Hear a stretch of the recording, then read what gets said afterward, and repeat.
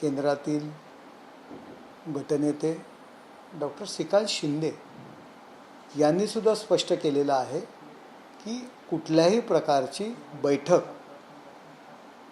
उबाटाच्या खासदारांच्या समवेत आमची झालेली नाही आहे. ऑपरेशन टायगर वगैरे हा काही विषय पण नाही आहे. आम्ही आमचं काम करत असतो. लोक कामं घेऊन येत असतात. लोकप्रतिनिधी कामानिमित्त वेगवेगळ्या ठिकाणी भेटत असतात आणि जनतेचं काम करणं हे आम्ही आमचं प्रमुख कर्तव्य समजतो. आणि अशा पद्धतीच्या खोडसाळ बातम्या देणंही चुकीचं आहे. आणि अशा प्रकारची कुठलीही बैठक आमची आणि उबाटाच्या खासदारांची झालेली नाही आहे. उबाटातीलच काही लोक अशा पद्धतीने बातम्या पसरवण्याचं काम करत आहेत. आपल्या खासदार आमदारांवरती प्रेशर आणण्याकरता अशा पद्धतीच्या बातम्या उबाटातीलच काही नेते हेतुपुरस्पर समाज माध्यमांमध्ये अशा प्रकारच्या बातम्या पसरवित आहेत. अरविंद सावंत म्हणतात की खोट्या बातम्या देणाऱ्यांवर कारवाई करा असं त्यांनी सांगितलंय. अशा पद्धतीच्या जे काही कोण देत असेल तर तुम्ही पाहून घ्या. अशा पद्धतीच्या बातम्या जर काही येत असतील, आम्ही स्वतः एकनाथ शिंदे साहेब असतील, श्रीकांत शिंदे यांनी सुद्धा सांगितलेलं आहे की अशा पद्धतीचं कुठलीही बैठक झालेली नाही आहे. आणि आता या क्षणाला आम्हाला वाटत नाही आहे, काही गरज नाही आहे काही खासदारांची किंवा त्यांच्यामधून फुटून येऊन आमच्यामध्ये बसण्याची. आता त्यांच्यामध्ये जे काही नाराजी असेल तर अशा पद्धतीने खासदार आणि आमदारांना बदनाम करणं हे उभाट्याच्या नेत्यांना पटत नाही आहे आणि त्यांनी करू नये. माझी त्यांना विनंती आहे की इतके दिवस तुमच्या समवेत आहेत, परंतु त्यांची बदनामी करण्याकरता खासदारांबद्दल आमदारांबद्दल मतदारांमध्ये संभ्रम निर्माण करण्याकरता अशा पद्धतीच्या बातम्या उभाटाच्या नेत्यांनी पसरवू नये.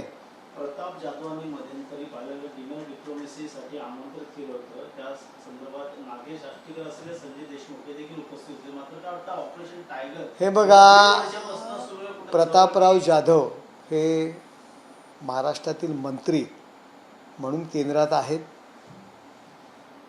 एक फॉर्मॅलिटीज असते. महाराष्ट्रातील मंत्री महाराष्ट्रातील खासदारांना अन्य खासदारांना चहापानाकरता बोलवत असतात. संसदेच्या कॅन्टीनमध्ये सुद्धा एक महाराष्ट्रातील खासदार म्हणून सगळेजण एकत्र असतात. जर त्यांनी चहापानाकरता किंवा जेवणाकरता बोलवलं असेल, त्याच्यामध्ये राष्ट्रवादीचे सुद्धा खासदार होते, भारतीय जनता पार्टीचे खासदार होते, आमचे खासदार होते. एक महाराष्ट्रातील मंत्री आज दिल्लीमध्ये आहे, प्रत्येकाला अभिमान असतो. आणि जर त्यांनी जेवणाला बोलवलं असेल आणि त्या ठिकाणी जर काही खासदार गेले असतील तर अशा पद्धतीचा संभ्रम निर्माण करणं फार चुकीचं आहे. महाराष्ट्रीयन संस्कृती आहे.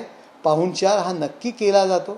प्रत्येकजण एकमेकांच्या संपर्कात असतो दिल्लीमध्ये आणि एकमेकांच्या घरी चहा पाण्याला नाश्त्याला जात असतो एकाच इमारतीमध्ये. आता तर काही बंगलो सोडले तर आता नवीन इमारतीमध्ये सर्वच खासदार आजूबाजूच्या इमारतीमध्येच राहतात.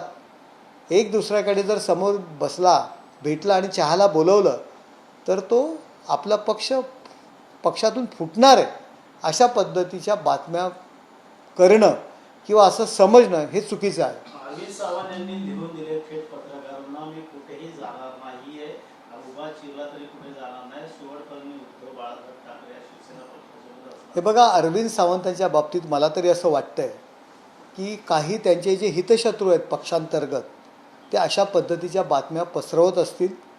त्यांच्यावर आज ही वेळ येते की माझा फोन तपासा, मी लिहून देतो, मी उभा चिरला तरी मी फुटणार नाही, ही सांगण्याची त्यांच्यावर जी वेळ आहे. मला खूप वाईट वाटतं आहे की पुन्हा पुन्हा त्यांना अग्निपरीक्षा का देण्याकरता कोण भाग पाडतं आहे. त्यांचं पक्षांतर्गत राजकारण असावं आणि पक्षांतर्गत राजकारणामध्ये अरविंद सावंत यांना बदनाम करण्याचा कोणतरी प्रयत्न करत असावा. नाही, मला काही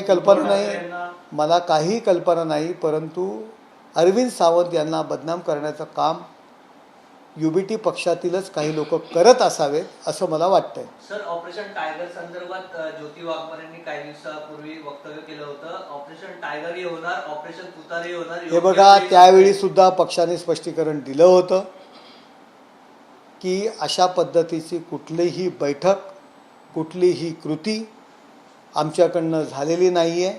आम्हाला सध्या या सर्व गोष्टींची गरज नाही आहे. परंतु एकनाथ शिंदेसाहेबांना सगळेजण एवढे घाबरत आहेत, त्यांची जी लोकप्रियता आहे त्याला सर्वजण घाबरत आहेत आणि सगळे एकनाथ शिंदेसाहेबांच्या नेतृत्वावर विश्वास ठेवून एकनाथ शिंदेसाहेबांकडे जातील ही भीती वेगवेगळ्या पक्षातील नेत्यांना आहे.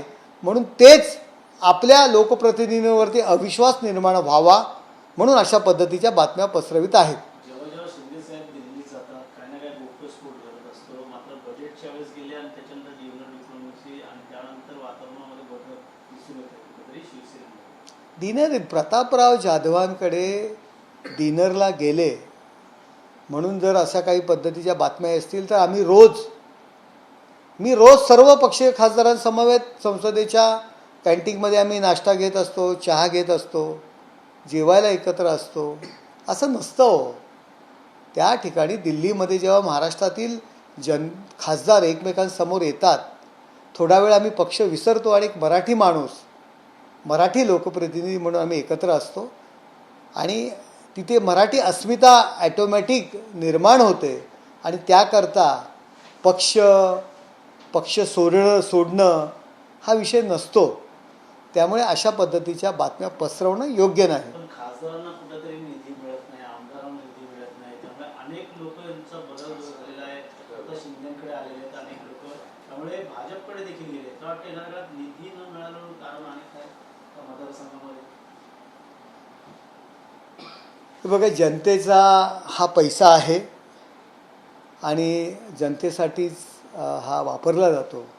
त्यामुळे आम्हाला प्रश्न विचारण्याचा अधिकार यांना कोणाच्या बापाने दिला आहे हो?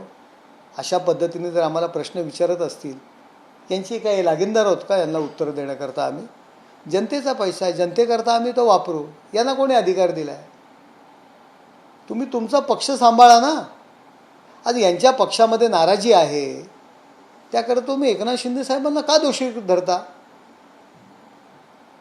3 निवडणुका झाल्या, जिल्हा परिषद झाल्या, नगरपालिका झाल्या, महानगरपालिका झाल्या. अहो, बँड्रा आणि दादरमधून हे बाहेर नाही पडले आणि त्यामुळे जर त्यांच्या पक्षातील लोकप्रतिनिधी पदाधिकारी त्यांच्यावर नाराज असतील, त्याचा खापर आमच्यावर कशाला फोडता? यांना बड्डेचा केक भरवण्याकरता वेळ आहे, परंतु पक्षवाढीकरता आणि आपले जे लोकप्रतिनिधी आहेत त्यांना निवडणुकीमध्ये मदत करण्याकरता सभा घेण्यासाठी सुद्धा हे लोक जात नाही आहेत, बैठका घेत नाही आहेत, मुंबईतून बाहेर पडत नाही आहेत. त्यामुळे त्यांच्या पक्षात नाराजी आहे आणि तुमच्या पक्षात नाराजी आहे. याकरता लोकप्रतिनिधी एकनाथ शिंदे साहेबांकडे जाणार, लोकप्रतिनिधी फुटणार, अशा पद्धतीच्या बातम्या UBTचे नेतेच माध्यमांमध्ये पसरवत आहेत.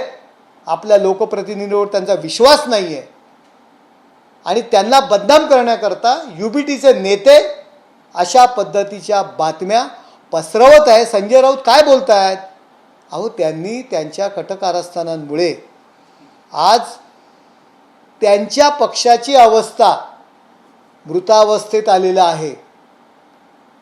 प्रयोगशाळेमध्ये ज्या पद्धतीने एखादी डेड बॉडी मुलांना शिकण्याकरता देत असतात, त्याच पद्धतीने ही UBTची डेड बॉडी कधी शरद पवारांच्या पक्षातील नेत्यांना वापरण्याकरता देतात अभ्यासाकरता, तर कधी काँग्रेसला वापरण्याकरता देतात.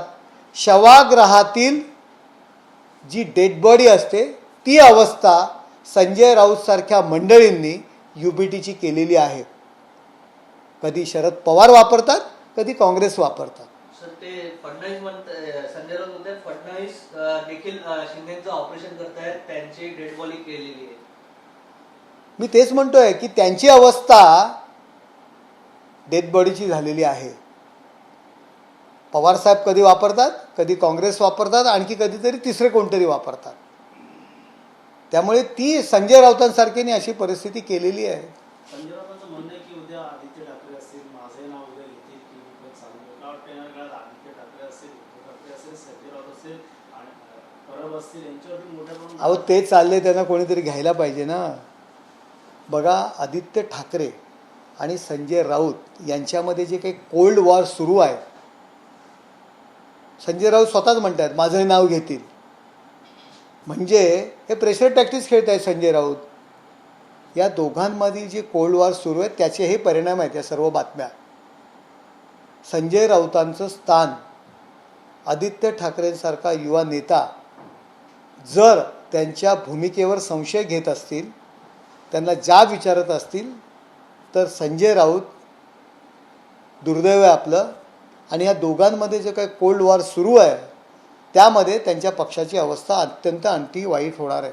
तर जर आले तर खरोखर तुम्ही स्वागत कराल का? कारण जेवढे संख्या उरली त्या मानाने हे बघा, सद्य परिस्थितीला आम्ही आमच्या घरी सुखी आहोत, आमचं कुटुंब आणि आम्ही भले आहोत.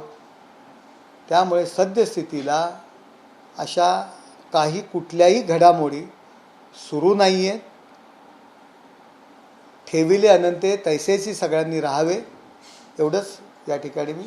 सर, एक वेगळा प्रश्न होता. गेल्या काही दिवसांपूर्वी कॉमेडियन कुणाल कामराचं एक गाणं सध्या चर्चेमध्ये आलं होतं आणि आज त्यांनी पुन्हा एकदा एक ट्विट केलेलं आहे की माफी मागणार नाही. जे काही गाणं त्यावेळेस केलं होतं ते फक्त एक भाग होता.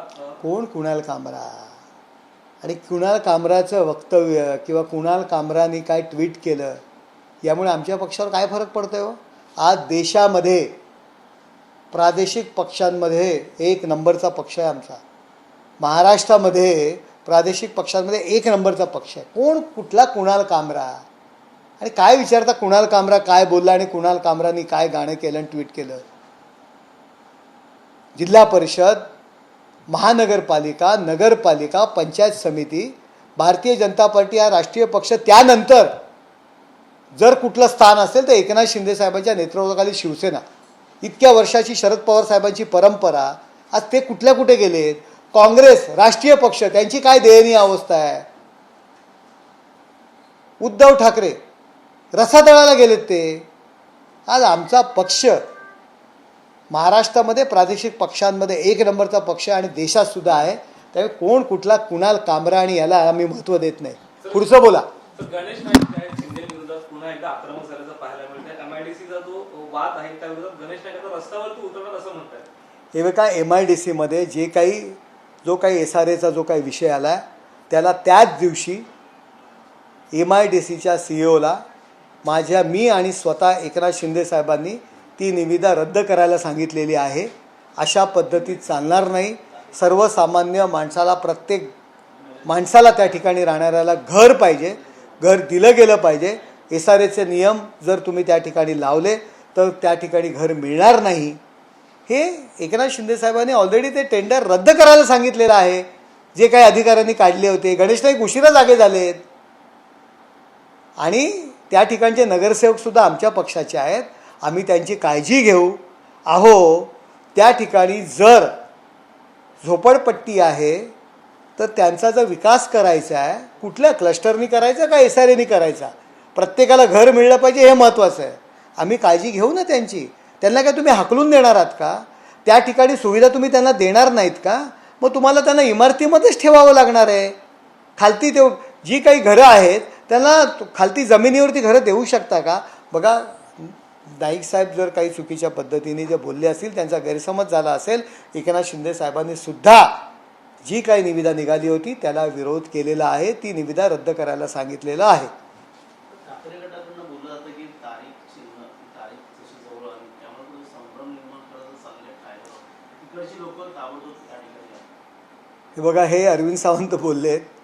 अरविंद सावंतसारख्या माणसावरती अशा पद्धतीने त्यांच्या बातम्या पसरवणं हे अरविंद सावंत यांनी तपासावं. पक्षांतर्गत त्यांचा विषय आहे. कोण झारीतले शुक्राचार्य आहेत की तुमच्या एकनिष्ठेवरती ते संशय घेत आहेत, याचा तपास अरविंद सावंत यांनी प्रथम करावा. सर, लव जिहाद करणाऱ्यांना फाशी द्या असं प्रवीण तोगरे यांनी बोललेलं. गेल्या काही दिवसापासून पाहिलं तर वाद सुरू आहे त्या ठिकाणी. हे बघा, शासन स्तरावर निर्णय घेईल. मला वाटत नाही, मी काय ऐकलं नाही आहे त्यांचं काही स्टेटमेंट. ते अशा पद्धतीचे वारंवार स्टेटमेंट करत असतात.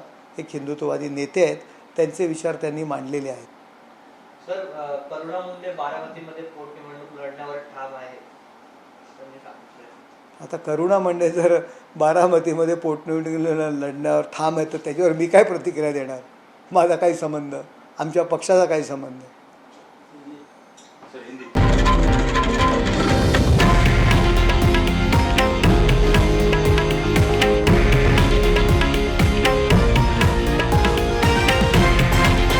हे आहे देशातील नंबर 1 न्यूज नेटवर्क आणि आपण पाहत आहात TV9 मराठी, एकमेव.